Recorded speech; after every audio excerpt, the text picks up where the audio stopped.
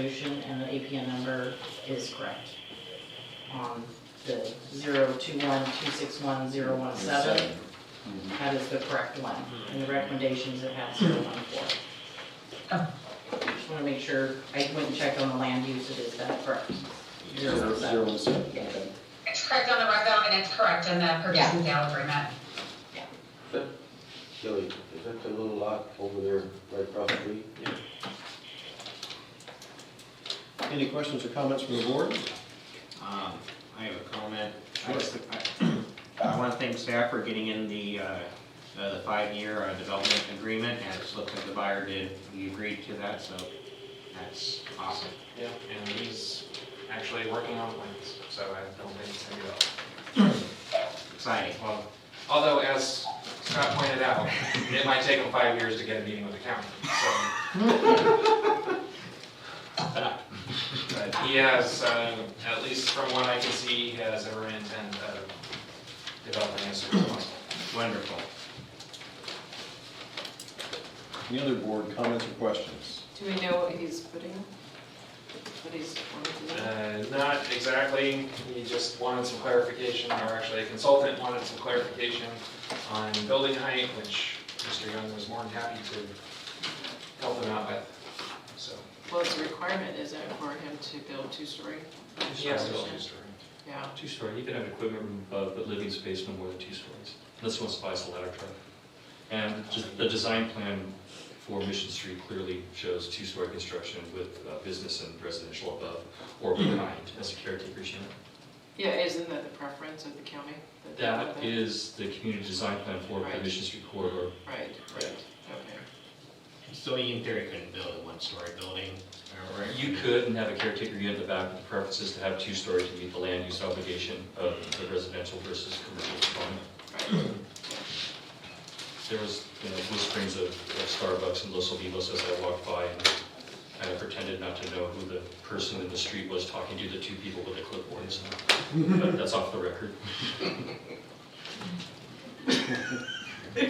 No Del Taco? Come on, man. Never know, I don't think anything's off the table right now. Okay. Any other comments or questions from the board? I remember last time when this was brought up, I guess one of the recommendations was that a realtor or someone want to see the cost of the land. Is this pretty much So in the search that was performed, we had range from like 13 cents a square foot to approximately what we're proposing here. Actually, it was slightly higher for a lot that was, in my opinion, was better positioned. The equivalent would have been about $5,800. So we're actually probably making it ahead. In the agreement, the buyer has agreed to pay all closing costs, so there won't be any additional costs on that end from us, which saves us money. All right. Very good. Is there any public comment? No. Okay. Motion to approve. Second. Oh, I hear a second. Motion by Ashley, second by Renee Gregory. Let's do Director Powell Fox, yes? Director Gregory, Yes. Director Calvin, Yes. President Sangster. Yes. Passes 4-0 with 1 absent. We move on to item number 7. Review and approve resolution 2021-03, adoption of the San Miguel CSD standard terms and conditions. Good evening again, board. This item is on for consideration and potentially for passing of the resolution to adopt and approve the proposed standard terms. We have had it before the board a few times, and since it last was before the board, we adopted all of the suggested changes, including modifications to the provisions related to arbitration, to insurance coverage, and to some of the green incentives that we talked about for bidders who may engage in better practices that, environmentally friendly, green type of practices.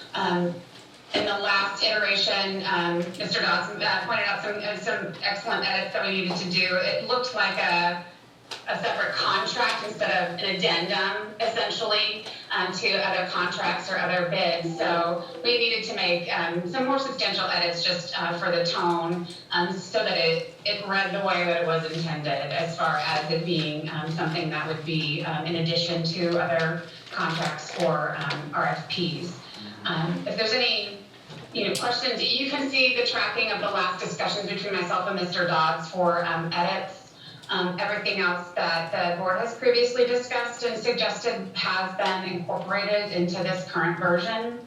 So if you have any questions, I know we talked about it a few times, so it's not a matter of first impression for the board tonight. But we do feel that this is the best version that includes all of the standard provisions that we see or we encounter from time to time with other contractors, and this is a sort of a one piece for one document for either contracts for goods or services. So it should be sort of one-stop shopping and hopefully reduce the need to spend a lot of time negotiating further contracts or further agreements within a contract going forward. Just a couple of comments, really. I know what we're trying to achieve by sort of creating one set of terms and conditions for the district. There are some of these elements that seem tailored towards like public works projects. There's tones for goods and services. I don't see anything for IT. So there's nothing as far as information security or that kind of side of things. So I'm sorry to interrupt. The last time that I was present for this discussion, we did discuss that as a potential to have a set of standard terms that would include services agreements, or consultation type of contracts, if you will. It's my, there was some IT language in there as well, but we did have some, very specific IT language that was inconsistent with some of the other provisions on the books with the district, and it started to get very bloated.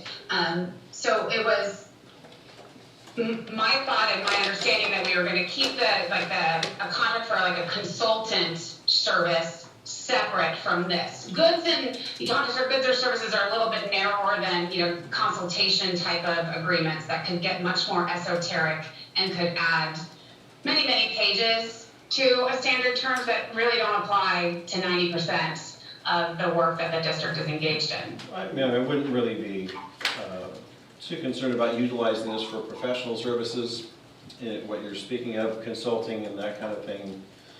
I wouldn't have any issue really using this in that capacity.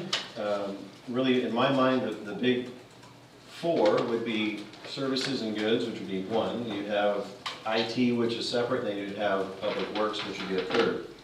So realistically, I don't see how, again, my point was that I don't see how we could craft one that covers everything. I think this is probably the best starting point and covers us for 90% of what we do. I think that probably, realistically, the public works would be my next attack, because we're going to do so much public works, so much contracting, that I think we should have something that would protect the district in those engagements. But it's a totally separate issue. My other comment is specifically related to arbitration. Again, everyone's aware I don't favor arbitration, and I know it's still in here as a may. So a legal question for council is that if we leave this in and someone were having a dispute with the district and they were to submit a demand of arbitration, are we obligated to arbitrate at that point? I'm sorry, could you repeat that last part? You just broke up for a moment. Yes, so with the section 31, with arbitration listed in here as arbitration, it's a may, we may arbitrate. If the other entity who you're having a dispute with were to file a demand for arbitration, are we obligated to arbitrate? No, and that's the modification that I made based on the conversations that we've had about that provision. I made it so that both parties have to agree to arbitration. Okay. So if we don't want it, but they do, no arbitration. Vice versa is the same. So it is all permissive. And again, has to be agreed upon by both sides. Okay. No forced arbitration, no mandatory arbitration in any circumstance. Okay. And there's two different portions of the agreement, or excuse me, of the standard terms. I think it's number 15 and number 31 that make reference to arbitration, and I edited both of those to ensure that they are permissive or only if both parties agree. So there should be no confusion going forward. Arbitration can be a good thing in some circumstances, so I think that it's a good idea to keep it in there. But I understand that it's not the greatest thing in every circumstance, so we don't want to obligate ourselves. Right. Okay, that is the conclusion of my comments. Any other board comments or questions? Do we have any public comment? No. I do want to actually thank you for going, because I know that this is your strength, this is your wheelhouse, and I really appreciate you actually going through this and working with staff and getting this taken care of. You're very welcome. I think it's much needed to protect and safeguard the district, honestly. And Director Sangster was seminal in getting this started and getting it across, hopefully, the finish line. So. Oh, with that, if there's nothing else, I'll motion to approve. Ashley. Oh, second.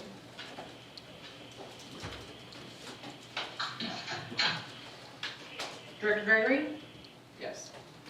Director Palafox? Yes. Director Calvin? Yes. President Sangster? Yes. Passes 4-0 with one absence. Well, thank you for all your work on it, Aaron. Thank you. You're welcome. We'll move on. Item number 8, continued discussion on the fire department temporary housing unit. Mr. Young. Let me try to, computer's acting up a little bit, so let me scroll to the proper location. The background's still the same, so we're still trying to achieve staff facilities for 24-hour fire department staffing when necessary, and sheriff's speed station.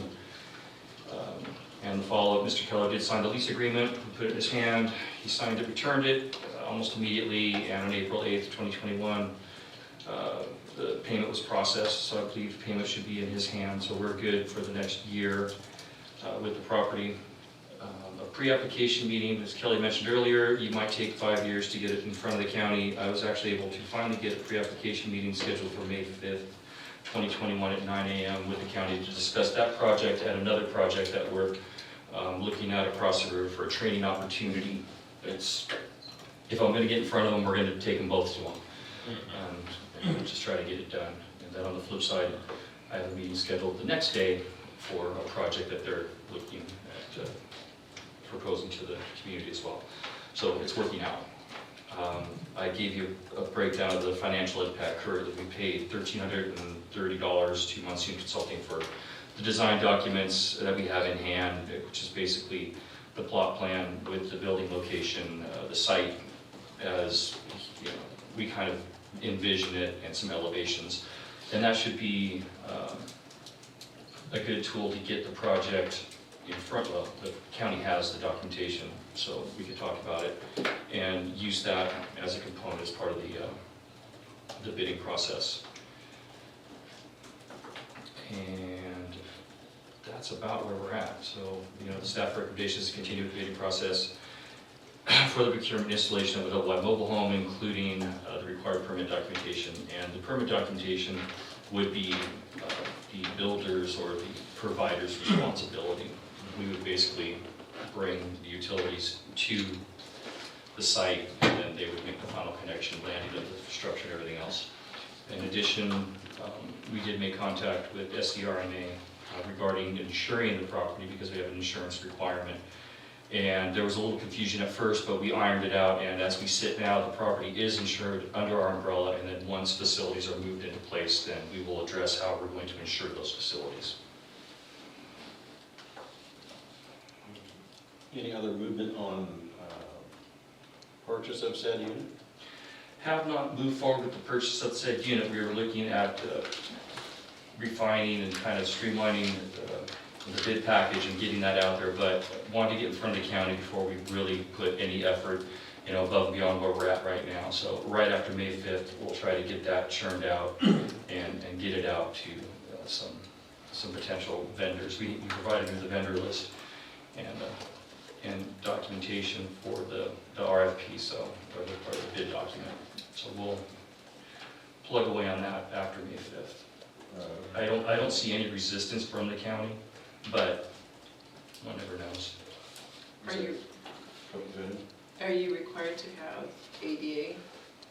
That's one of the questions I need to bring up, because the facility is not a public facility. It's for fire staff and sheriff's department use. So typical requirements have to be ambulatory in nature, and if there is an ADA component, then we're going to have to modify the design slightly to make the bathrooms work for the ADA component. There's two restrooms in the proposed design, and it might have to, that item might have to extend into the living space for the fire department, but I don't see it as being part of the sheriff's component.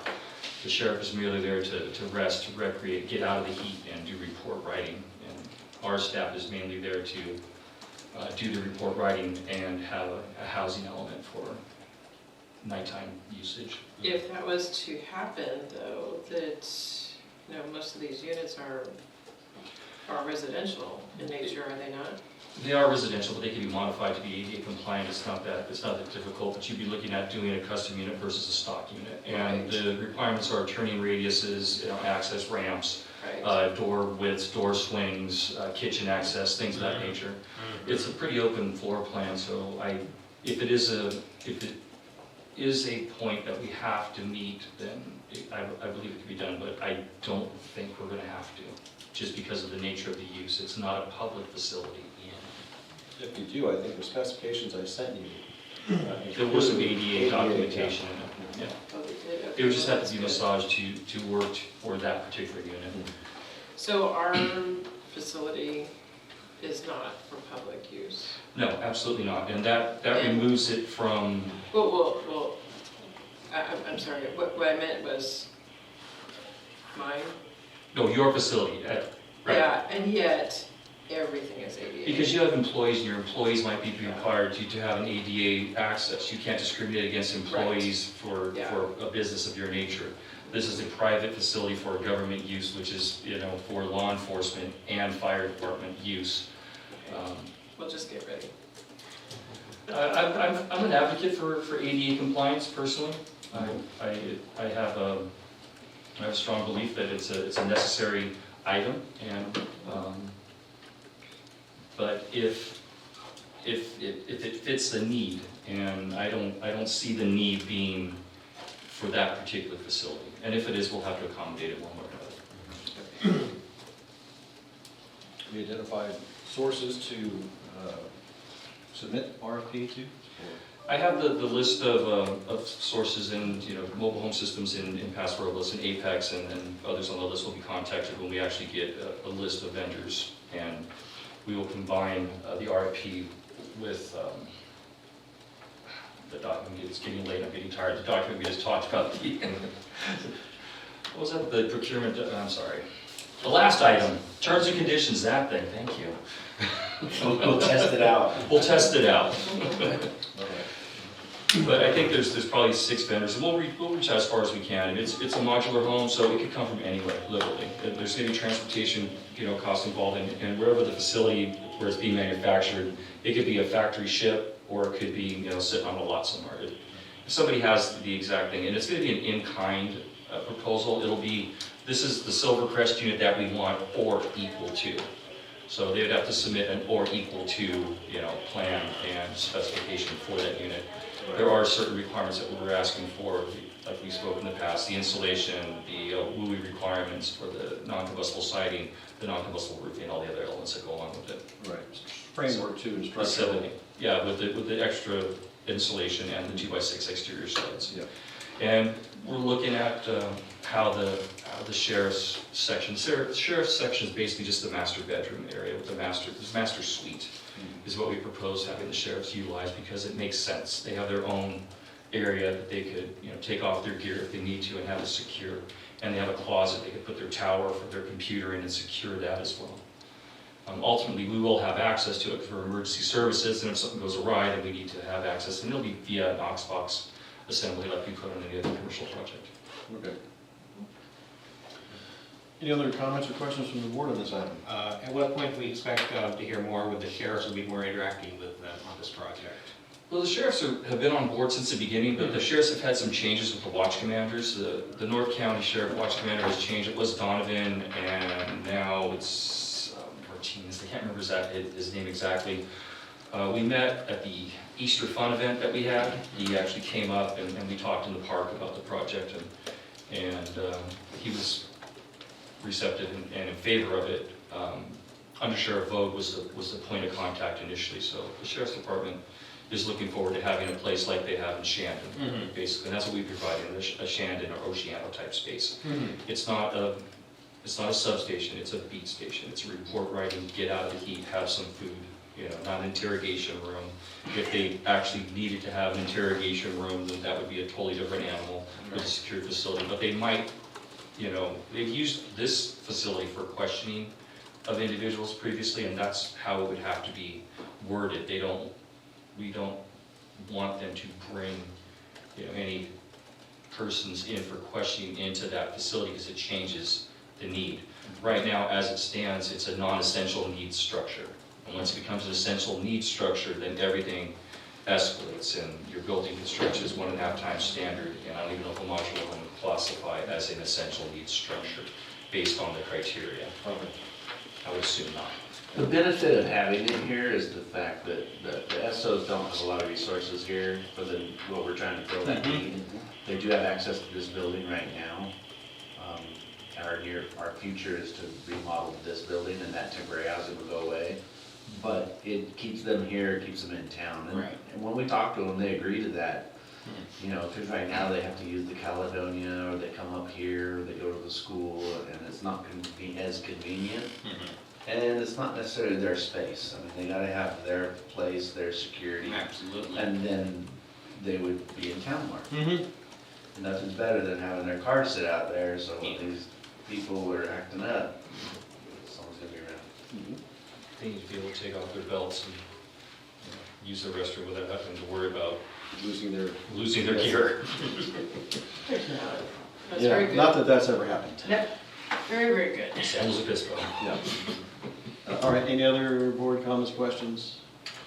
No. Any Could public I comments? just interject a little bit? Yeah. As far as the discussion about the ADA and whether it would apply to the temporary housing unit, I think it doesn't, but I'm not 100% sure, because the ADA does not obligate like a private residence or a owner of a private residence to accommodate or to have the standard accommodations for disabled access, but usually public buildings have to comply. So there may be a little bit of a gray area, and I'm gonna look at this further, and I'll discuss it more with Scott before we finalize anything. Okay. On the housing unit. I'm tending to think that because it's not a building that is going to be open to the public, that we are going to be exempt, but I don't wanna say that with 100% certainty until I look at it a little bit more detail. Yeah, but based on the county, I think you're probably right, and I can only say that because where the RFP came from was for 2 housing units for use on campus at Cal Poly, and they were for state employees. The beef unit manager and the dairy manager. And even though they're on state-owned land and they're being, lived in by state employees, we did have in the plans all the ADA compliance elements, but they were not actually built into the units because they're private residences being occupied by state employees. Fortunately for us, this isn't a unique experience because the same thing has happened, like I said, in Shandon, in Oceano, and in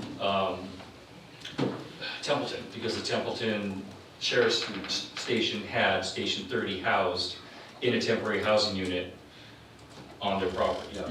So they'll have background, and I honestly, I did get in front of the county in the past, and I don't recall having that conversation. It was more about essential needs Yeah. and public access, and the hard, fast rule was no public access, Yeah. and we're okay with that. But creating a place that could be a beat, substation or a beat office for the sheriff's department where they're not gonna be residing could open us up to the obligation It's of the absolutely, ADA. it's absolutely not a substation, though. It's a report writing area for the on-duty deputies. Yeah. What is helpful, I think, because I've had some misinformation given to me by county employees, as you probably all have, you go to those meetings, and they just assume, certain things. So if you have that information already ahead of time for that ADA requirements, whether you do or not, Aaron, that I think that would be very, very helpful. Because- Absolutely. Yeah. So, I actually just sent a message to Doug White because he's kind of the real estate and property guru in my life. Yeah. So I'll talk some further with him offline and we'll get to the bottom of that. Okay, any public comment on this item?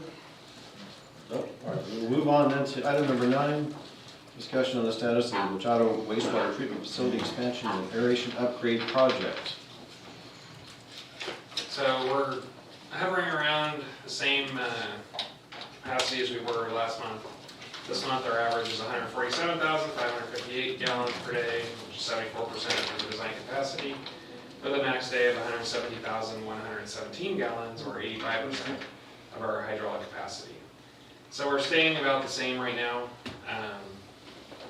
I imagine as we come into summertime and people are staying home more again, that we'll see a little bit of a rise in there. It really only started going down when people started going back to work. So I imagine if everybody went back to work, then it would drop off quite a bit, but nobody stays home. Other than that, we are still moving along with our environmentalist. I think that we are like 99% there. There's been a lot of back and forth and clarifying what exactly they're supposed to be doing. Dudek? Yeah. However, I think that we are there.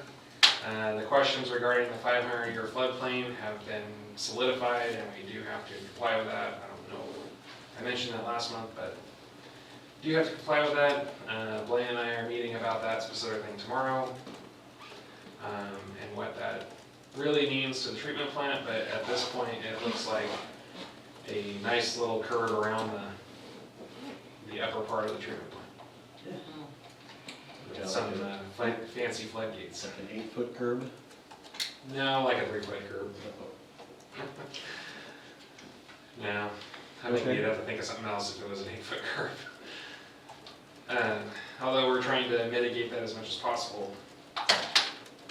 In my utility report, I mentioned that we met with USDA last month. They're on board. We provided all our information to them. Apparently when people change jobs there, they don't get all the information from the predecessor. So they're reviewing everything still. We talked to USDA, they're on board with everything. They provided some crucial edits to our preliminary engineering report for their approval. So we're working on making those edits, and once we have our environmental work, USDA will review that, and prior to you guys approving the environmental report. But once we have those, we should be able to solidify funding from USDA, which at this point looks pretty promising. And based on the previous conversation from tonight, USDA is one of the agencies that is willing to maintain our disadvantaged community status since we're working towards it. However, if this takes too much longer, I don't think they'll be able to do that. However, the intent is to have something approved by USDA by hopefully the end of June. Hopefully before that. Okay. Other than that, everything's plugging along. Next month we'll have an RFP for the headworks, which is the only other major piece.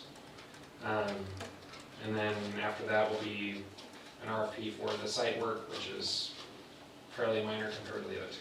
So, Excellent. You might want to look into a precast. 3-foot precast walls might be in your benefit. probably, it's a long wall. Well, they did the sound wall to, over here in precast built tip-up panels, so it might be, It's gonna require footings too, right? you just, This one over there, it has the columns have footings, but the wall itself is just in between them.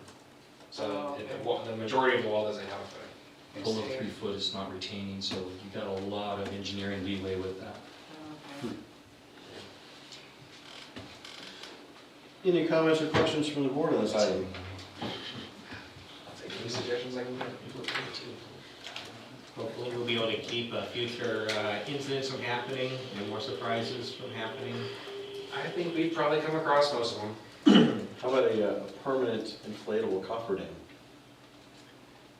I mean, we can look at it, but it's Record on it.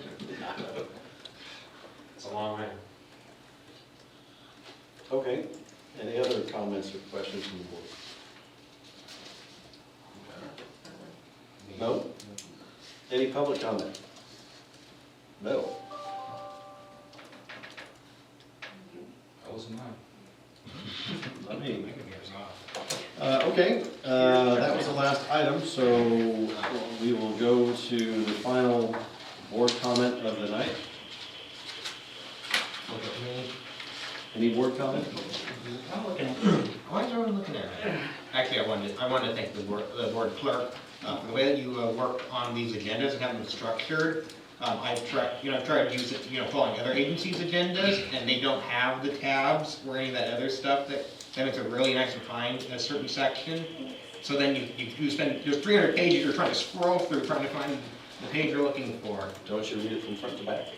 Just reading. I always read the entire thing, but it's just, when you want to go back and find a specific, it's, and then also, I attended the San Miguel Chamber of Commerce meeting that was in March, just to find out what was going on with them, they've been dark.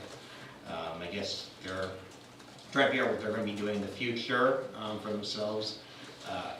I'm not going to speak on their behalf or anything else, but one conversation that did come up was that the Paso Chamber of Commerce was interested in taking them over.